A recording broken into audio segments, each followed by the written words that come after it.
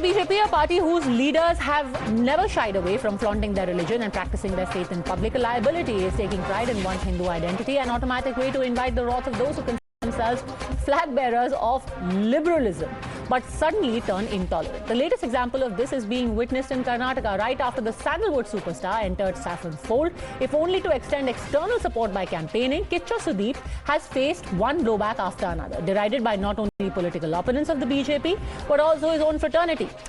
Kichha Sudeep now faces calls for a blackout of his work from all broadcasting platforms. A man who was hosted by H.D. Kumaraswamy of the JDS in 2018 in his house and met Karnataka Congress chief D.K. Shivkumar just a few days ago is now being questioned by the same parties for his political choice. See, if the ad is a propaganda ad, if the film is a propaganda film and a political, which has political undertones, then the election commission can take it. But if it's a commercial ad, if it's a commercial movie, I don't think that is the right thing to do. Because Sudeep has fans across parties, across religions. But having said that, Mr. Sudeep also has a better role as an ambassador of Karnataka, as the ambassador for youth to play. So he should choose his, where he wants to use his influences, where he wants to use his celebrity status with a lot of caution, because a lot of people will actually believe what he says. Whether it is Karan Kataria of the London School of Economics or Kannada superstar Kichha Sudeep, all seem to be facing the wrath of this fast-rising cancel culture. All it takes is one overt gesture of support for one's religion for all achievements of a person to be completely neutralized. The question is, does this cancel culture have any justification, and is one's political affiliation or preference or choice make one open to become a pariah? You're watching the News Hour at 10, debate number 2 on Times Now, Super Prime Time. Madhu N. Rao, spokesperson of the Karnataka BJP, Adit Kothari, founding member of the Index Society, Tanveer Ahmed, national spokesperson of the JDS, Sanket Yanagi, advocate in the Supreme Court, and Vivek Srivastav, political analyst, all are joining us live. There is one thing, the reason why I'm talking about both Karan and Kichha Sudeep together is that there are eerie similarities, isn't there, Adit? Where just because a person is perceived to be right-wing or close to the right wing, he is fascist, he is Islamophobic, he is even branded homophobic for absolutely no perceived reason, as that, oh, he's close to RSS, he must hate Muslims, trans, gay people, everyone. Everyone stop talking to him, stop watching his movies, throw him out of the student council. Why? Padmaja, the eerie similarity is just not restricted to the fact that, the people are from the right wing. The eerie similarity also goes to point towards the fact that all of the people attacking these people, including Karan, are people from the Congress party, for example. What's happening with Karan Kataria at the LSE is nothing new, unfortunately. Similarly, something like this has happened. This sort of bullying has happened previously with Rashmi Sawant of the Oxford Union, where she was painted as a racist by a professor of the Indian origin, Abhijit Sarkar, who is again close to the Congress party. So unfortunately, we see this as the British Indian diaspora, we see this as the Congress party becoming extremely nervous and extremely uncomfortable with the surge of the BJP and the BJP, the idea of the BJP necessarily. I mean, what's happening with Karan at this point differ from you there. It's not even about the BJP, because as far as I know, Karan Kataria or even Rashmi Sawant have no affiliation with the BJP or the RSS. It is an ideology. It is a school of thought. And one might call it differences or saying that, oh, we want to keep these people away, Tanveer Ahmed. But at the very base of it, it's basically bullying. It's saying that we don't like you because you're not like us. Now we are going to ensure that we take away your professional progress. We make people stop watching your movies. You're saying that Kichha Sudeep's ad should not be shown on TV, which means that you're hurting his livelihood. Which advertiser will take a man whose ads are going to be blacked out? This is bullying. Well, Padmaja, I think... Just a second, this is for Tanveer Ahmed. Just a second, Adit. Tanveer Ahmed. Oh, sorry. Padmaja,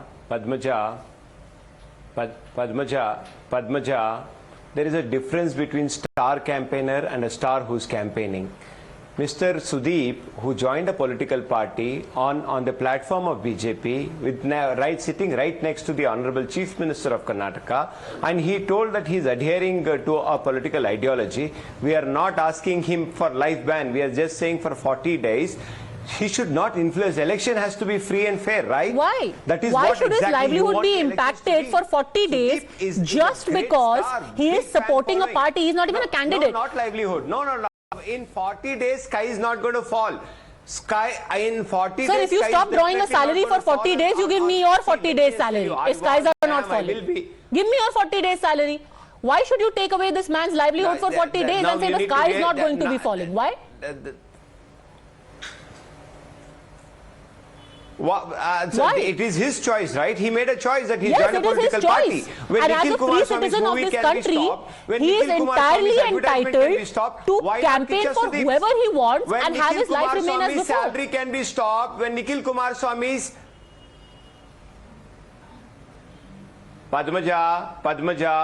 Padmaja, actually, you're taking much more than it is meeting the eyes. Absolutely no. Nobody here in Karnataka from any political party is talking anything bad about Sudeep. Sudeep was, is, and will be our superstar. Sir, he has got a death threat. He has got a death threat. It was perfectly fine. Perfectly fine when he was meeting DK Shivakumar. Nobody asked for his boycott. When you were trying to woo him for your party, then nobody asked for his boycott. Isn't it true that Nikhil Kumaraswamy's film was released before the 2019 elections, Madhu and Rao? Nobody asked for Nikhil Kumaraswamy's work to be stopped, to be blacked out, to be banned. But Kichha Sudeep has to face this kind of blackout. Why? Madhu and Rao? Padmaja, good evening, first of all. Good evening. I think there are a bunch of intolerant people who have been rattled by the entry of Kichha Sudeep. Now, let me tell you this. Whether it is JDS or for that matter Congress, they don't have stars, they don't have campaigners, they only gaze at stars. Whereas we have star campaigners. They are really decimated. They are seeing the dust of the day. I am really unable to understand their problem. What is the problem of the JDS? You know what? Let me tell you, mentioning about Nikhil. Look at what has happened in JDS. JDS's own HD Kumaraswamy is a film producer.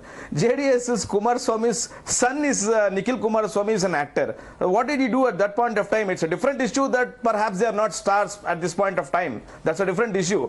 But the point is, why is Congress so rattled? Why is even JDS rattled? And let me tell you this. Yes, Mr. Sudeep has given his support to Mr. Bommai, and I think the JDS spokesperson was telling that he joined BJP. No, he didn't join BJP. Where did he join BJP? Why are you telling all false things? I really don't understand.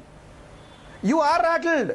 You are rattled for the fact. Let me take it on record. He is from a particular community of ST, and they rattled for the fact that the three districts you are mentioning, or rather you are thinking, you know what, we will be getting more votes. So therefore you are rattled. What happened? Where are the stars for you? You don't have stars, you don't have campaigners. So what have we to do for that? People of Karnataka are going to really give you a befitting reply.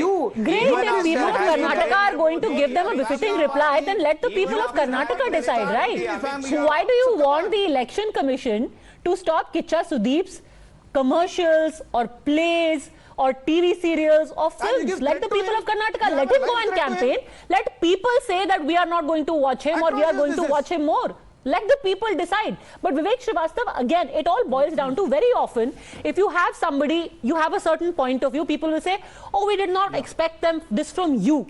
You seem like a very liberal person. Kichha Sudeepa was a very liberal looking guy till the time he was talking about Hindi imposition. Till the time he was saying, oh, you know, Kannada must not be suppressed by Hindi.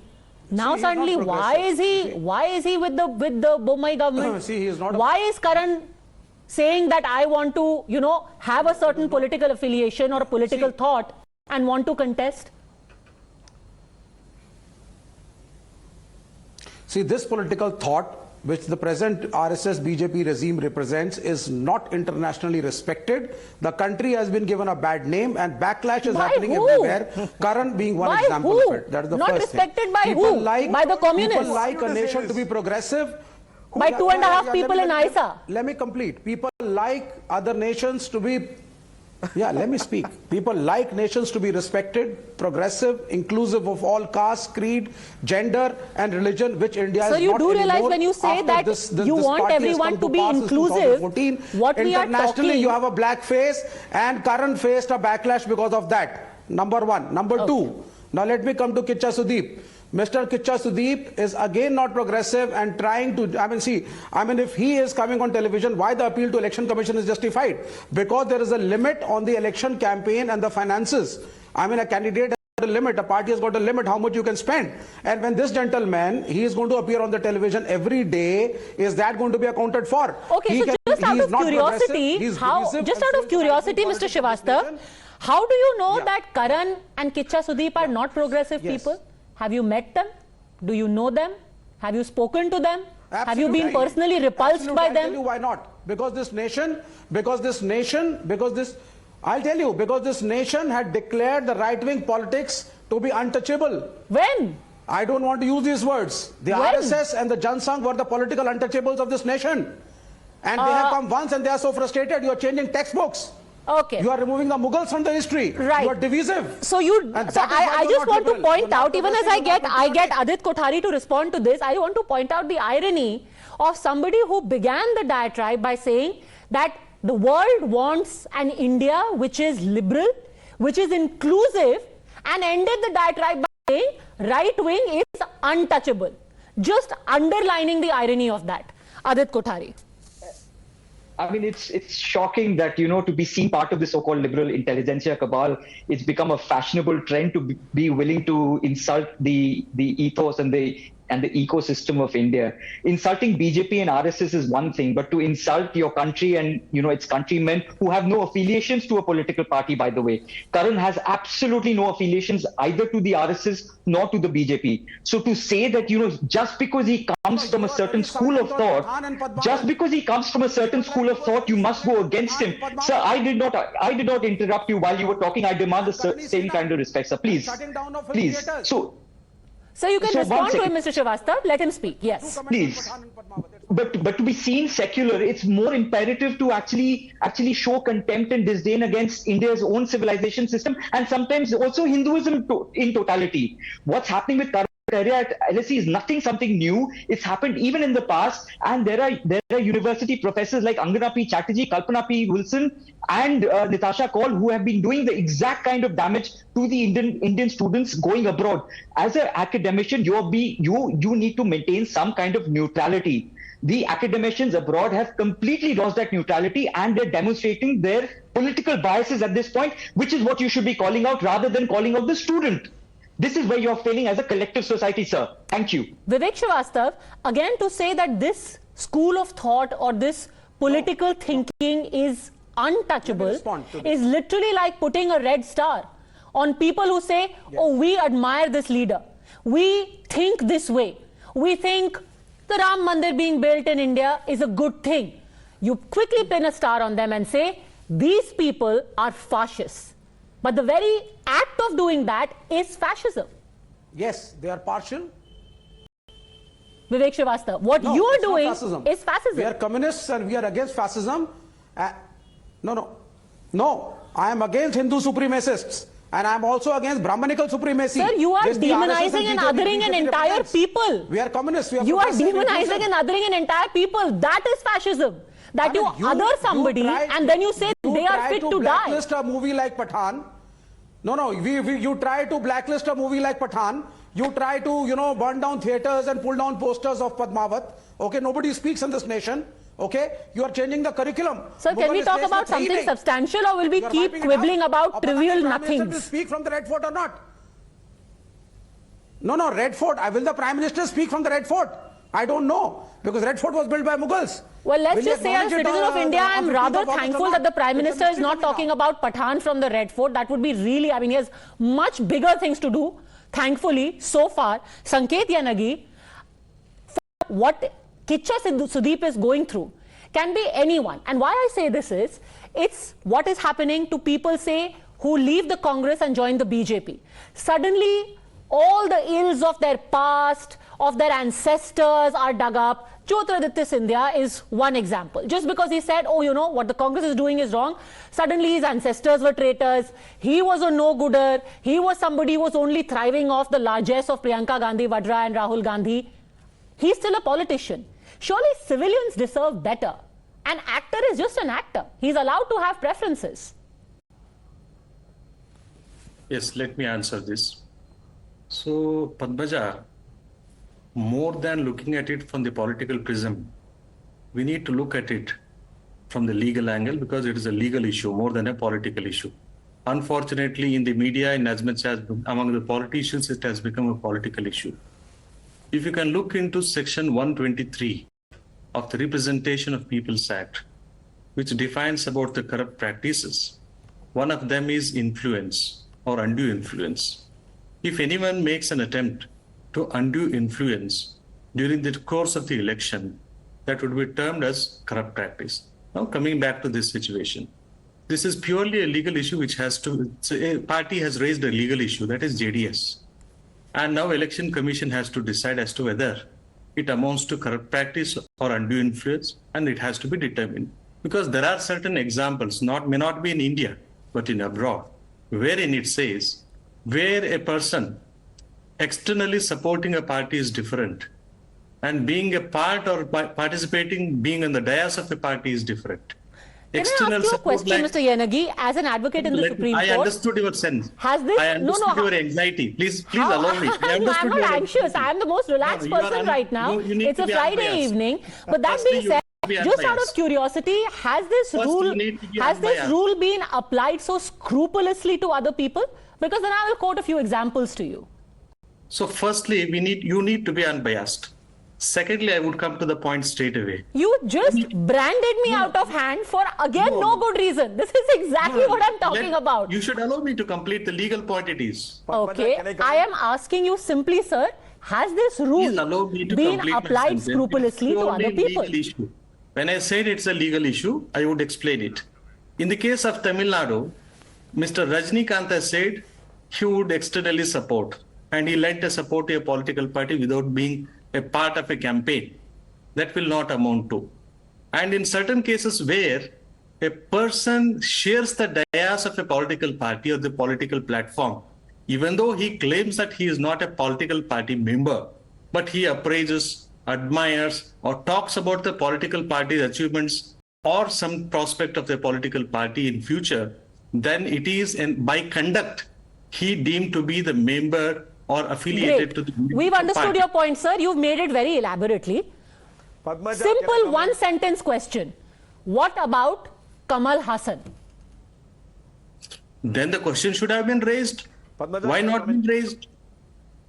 You didn't have a problem with Kamal Hassan, his films, just his because the TV question was shows, not raised his earlier. advertisements being on air when he's not just extending support, he that's what contested I am- elections. Then he walked in Bharat Jodo Yatra. Then he said, I support the Congress.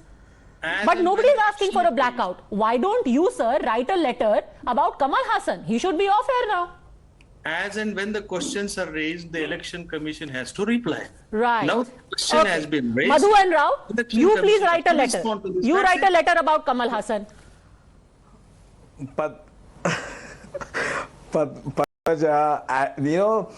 I'm really amazed about the Congress party's reply because they do not have any reply and therefore they are taking a legal recourse, so to say. Let me tell you this. Why is the Congress not answering when Amitabh Bachchan had joined and he left Congress just after the Bofors issue because of corruption? And why are they not talking about Ms. Rajesh Khanna when they joined? What about Urmila Matondkar? What about Govinda? What about Sunil Dutt? I mean, what are they talking about? They're really rattled. I mean, why are you talking a legal recourse? I request Mr. Sanket to reserve his arguments in the Supreme Court kindly because this is a matter. I mean, I really don't understand. You know what, Padmaja, it reminds me of this. It reminds me of the JNU saying, "Har ghar se afzal niklega." For that, you get constitutional protection. And when you say Bharat Mata Ki Jai, there is a problem for these people. What is your problem in Kichha Sudeep supporting us? Why are you so rattled? They don't have absolutely no answers. I mean, look at this Congress party. party who cannot guarantee its own, disqualified MP to give a guarantee to come back, they're giving guarantee to the whole world saying that I'll give you 1,500, 1,200, 2,000 rupees. And this is what the Congress party, they have rattled. Just they have remember, no issues to discuss. It hasn't they been... have no, absolutely, they're not winning in Karnataka. They're coming with the legal issues like this. You know, whether the Congress wins or the BJP wins or the JDS wins, the point is that every citizen of the country has the right to have an opinion. Just like all of those actors who walked with Rahul Gandhi, all of the citizens, activists who walked with Rahul Gandhi in Bharat Jodo Yatra, should all of them be blacked out as well for expressing a political opinion or an affiliation? Should also they be othered and say, oh, you are not like us, so you are, in the words of Mr. Srivastav, untouchables? Should that be extended to people who have a certain political preference when they study abroad as well? Think about it. Why is it that those who speak the loudest of being inclusive and call themselves liberals in tolerating varied viewpoints are perhaps the most illiberal? Thanks very much, all gentlemen, for joining me. Have a good weekend.